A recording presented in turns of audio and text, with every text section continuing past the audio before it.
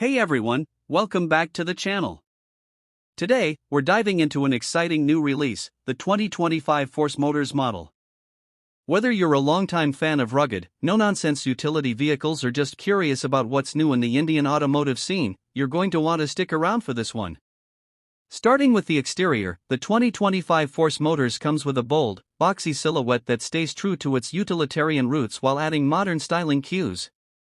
It features a more sculpted front grille, sleeker LED headlamps, and muscular wheel arches that scream off-road readiness. The ground clearance is impressive, and the addition of new alloy wheel options along with a tougher bumper design gives the vehicle a more aggressive and contemporary presence on the road. In terms of price, Force Motors has kept things competitive.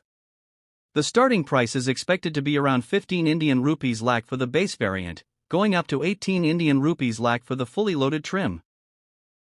This pricing strategy puts it in direct competition with off-road focused SUVs like the Mahindra Thar and Maruti Jimny, but Force offers a unique edge in utility and raw power. The interior has received a noticeable upgrade from previous models. You now get a more refined dashboard layout, improved material quality, and better ergonomics overall.